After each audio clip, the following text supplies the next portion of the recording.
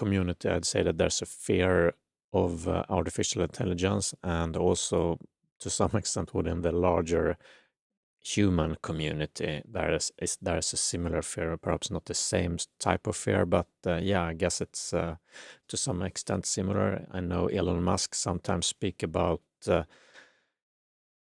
yeah, basically that we don't know exactly what will happen with AI, because we don't really know exactly how it works, and over time, if we are to some, yeah, if it if it will start improving upon itself again in ways in which we won't understand how it's done, and then what will it evolve into? That is the question, of course. That is the question for, in a very pragmatic, rational way of viewing it. You can have you can be an atheist, as I think Elon Musk is, and still see a sort of almost religious apocalyptic um, scenario of in which or where AI does a sort of takeover, as I hinted at in the subtitle, or in the name of the name of the video. It is seems to be a real problem which can happen. And at the same time, within the spiritual community, there's this idea, first and foremost, I think, with the nature being the end all be all, in a way that we are sprung out of nature, and artificial is almost the exact opposite of nature. And what the artificial wants, or what the robots want, is almost like the Matrix, which serves as a good analogy for this. They are not there to sort of even, of course, humans isn't really promoting Earth either. Not in, I guess you could say, there are many humans who are very into it, or yeah, want us to preserve nature, Gaia, and all those names.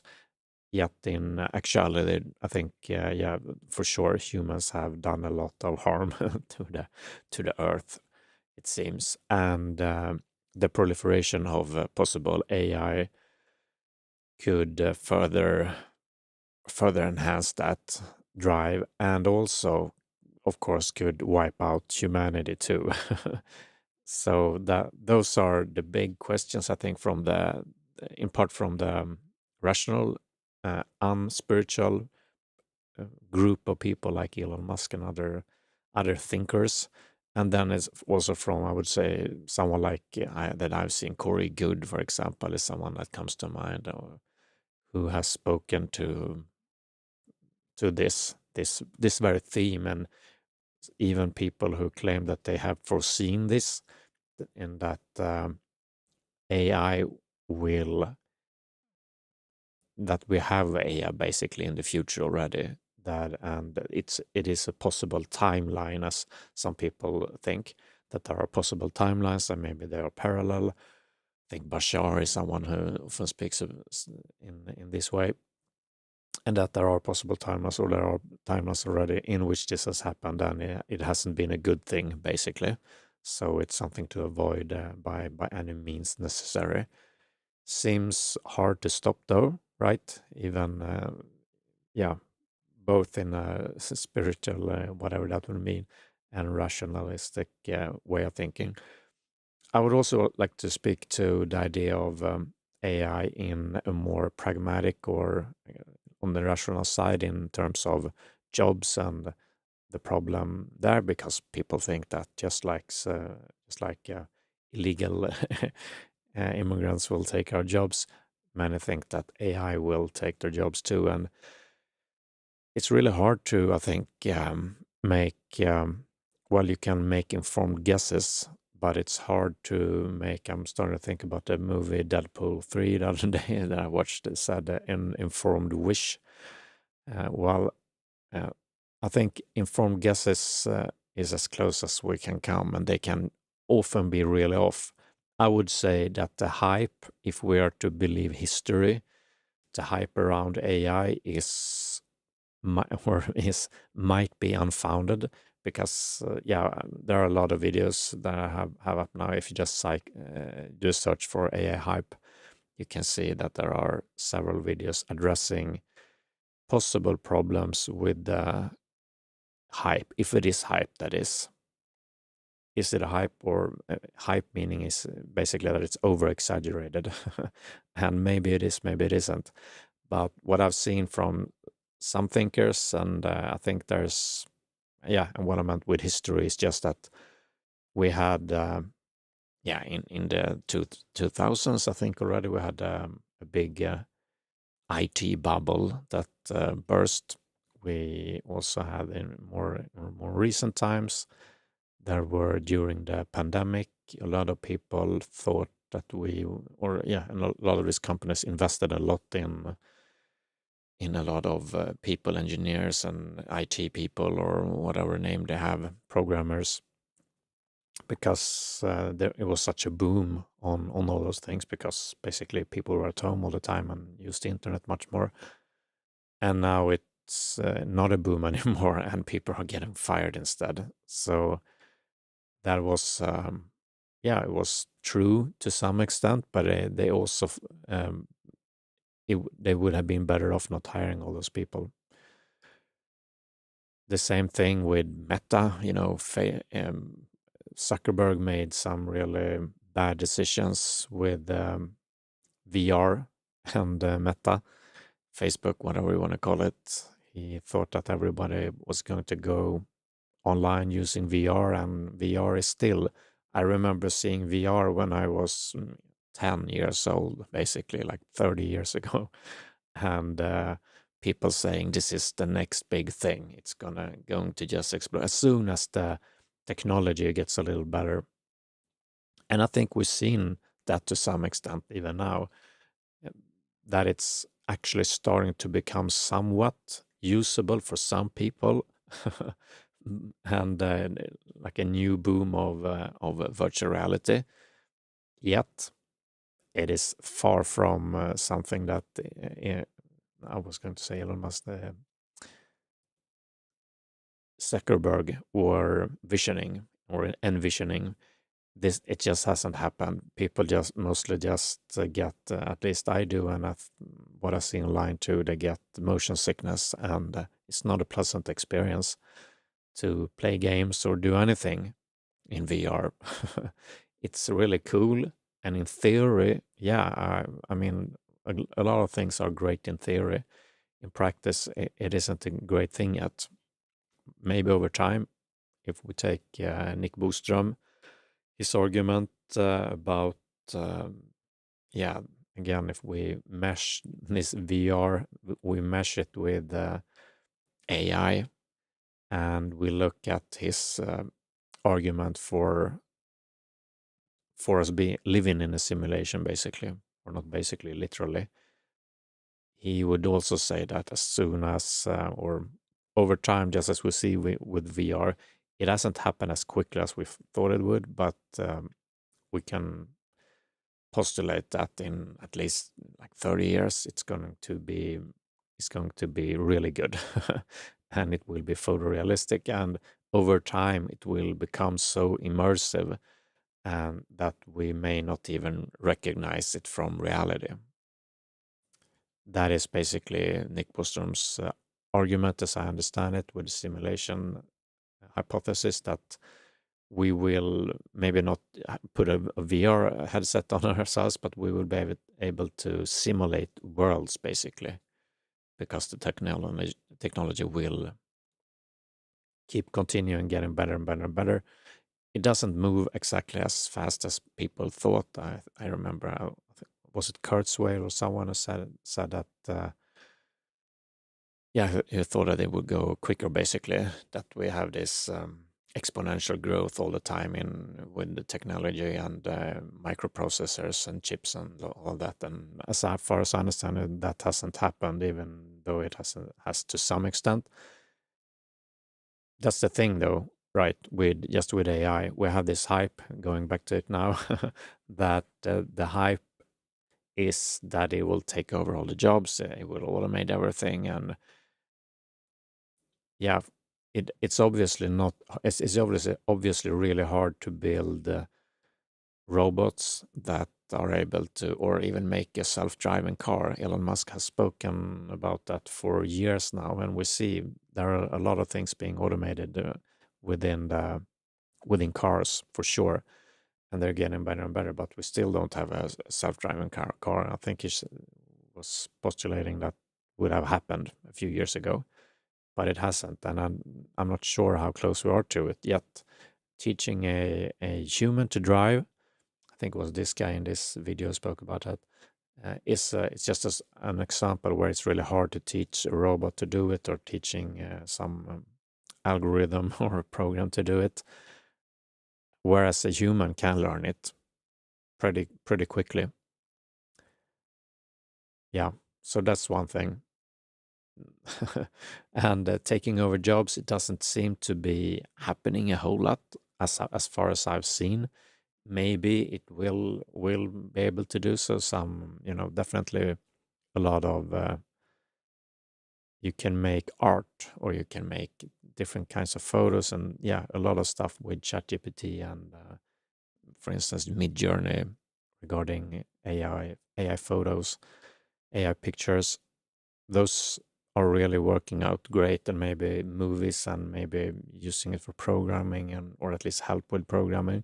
But it might just become a tool that's incrementally improved year over year, and maybe in 10 years we will just have better versions of the ones that we have now, and not a whole lot of jobs have being changed. We can see, of course, changes in people not standing. There are not a lot of people doing working on horseshoes, for example. So there may be some types of jobs that will be exchanged, but it's yeah, we usually think that it's these really simple jobs that will be a robot will take over, but it just doesn't happen in many ways. Maybe some things get automated in McDonald's, but not in general, as it seems. It's mostly, it has, at least this new AI has mostly replaced people doing sort of more creative work and more complex work, like programming and pictures and art, things like that, which is, I think, at first thought that would be harder to replace those jobs with AI, but or with anything, because it's creativity. And yeah, apparently the creativity can be stolen and put in an algorithm, or in a program. So what many of these people say, though, and I would agree, that the hype historically, again, doesn't seem to really hold water, because we've seen this so many times, things getting really, how do you say it? Yeah, investing a lot in new things that seems to be, and because no one wants to be left behind with this, and no one really knows what it is. No one really knows how it will go, but these big companies have so much money, and they don't want to take a chance by not investing, for sure. So they invest a ton. And it may be just like with when they hired a lot a few years ago, or when Facebook went all out on VR or something similar. That happens from time to time. Sometimes, of course, you make the wrong decision not to act, and the fear of missing out is, of course, and true too. I mean, you can miss out. So I would probably do the same thing as if I were these big companies. But statistically, or I would say probably, my guess at least, is that a lot of it is hype or over exaggerated. Yeah, just as someone saying that the internet is just fluke thing. I don't remember what the quote is on the opposite side, thinking that it's not anything special, or someone who didn't think smartphones were going to be anything out of the ordinary.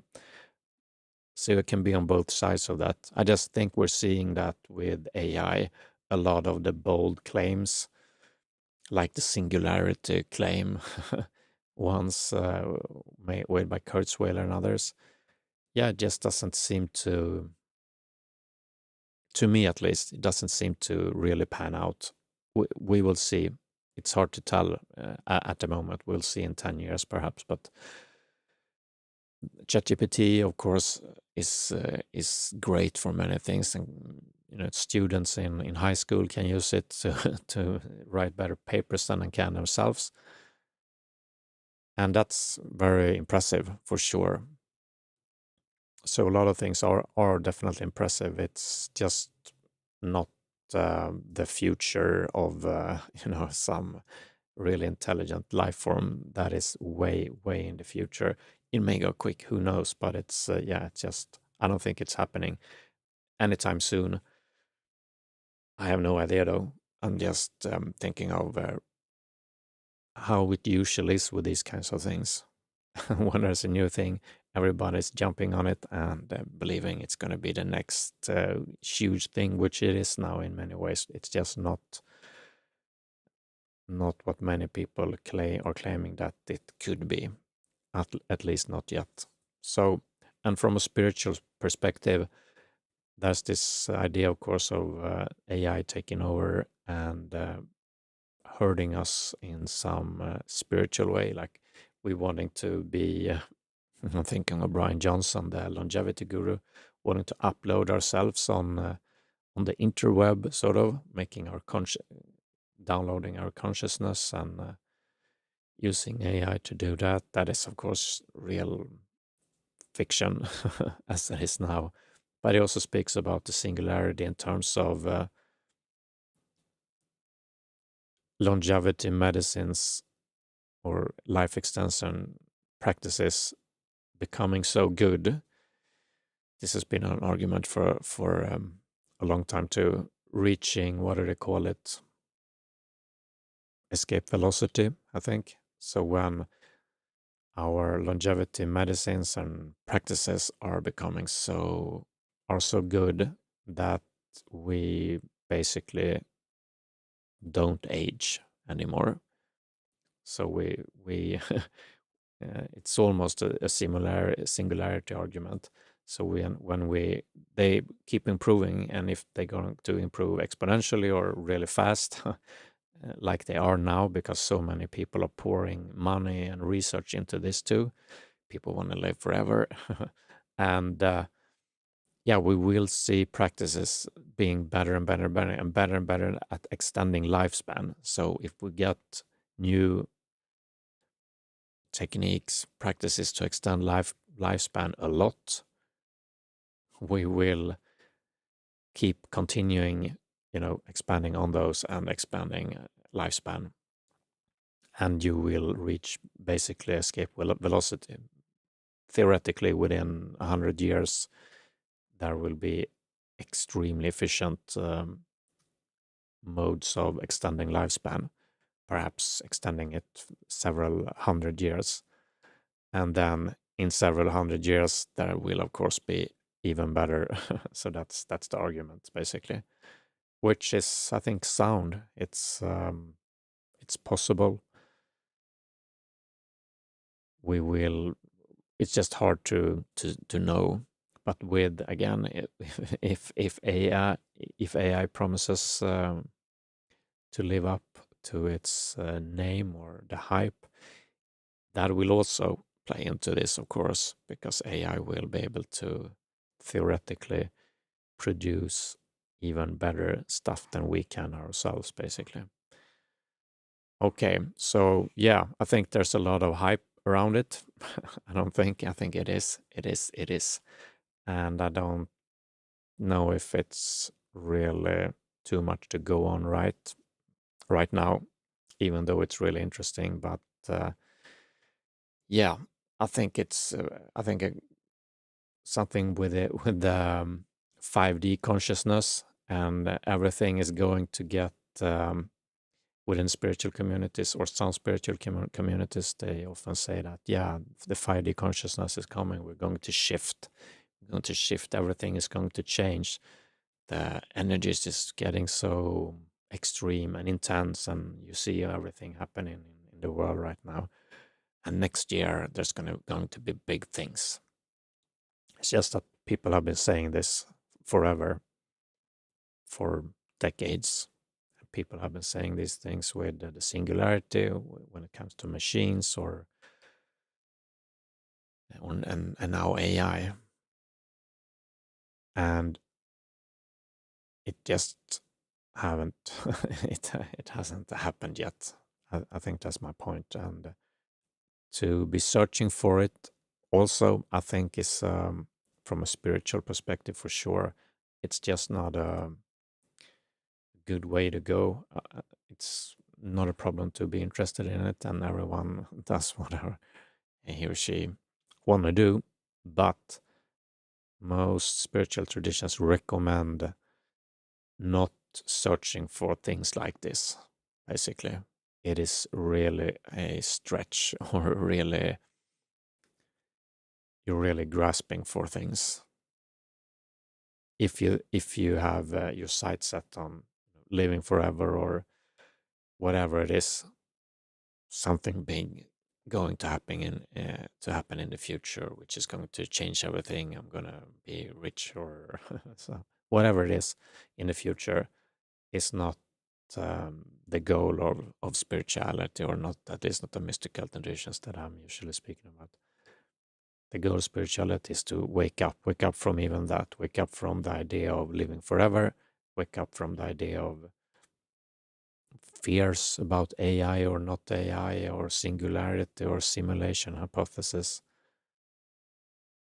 To be rid of all that, basically, to just wake up to the here and now, to the actual the actual reality, so to speak, waking up from the delusion, waking up from the matrix, if we want to use that metaphor again. That movie is about, it is a metaphor for this spiritual awakening, to wake up, to realize your true identity, and with that, getting rid of the fear of the future, or ideas or thoughts of the future, at least thoughts or ideas that are compromising your well-being and ability to act and be in the world. So you want to be free of that. You want to be free. You want to live in the peace that passeth understanding. You want to experience nirvana, kensho, moksha, whatever name, enlightenment, awakening. If that's what you want to do, I mean, that's what the traditions speak about. If you're not interested in it, of course, you can spend all your time doing whatever. Doesn't really matter. It's just that a lot of this, I think, is coming from out of fear, or from grasping. Definitely, if it's living forever. And again, I'm really interested in those things too, and maybe I'm also a victim of it, or or yeah, responsible for doing things that aren't in my best interest. Maybe I just don't feel like that. To me, I do feel free from it. Yeah, but yeah. So when you're free, I'm not saying that I'm 100% free. I'm definitely not. But the freer you are, then engaging with whatever doesn't really matter too much.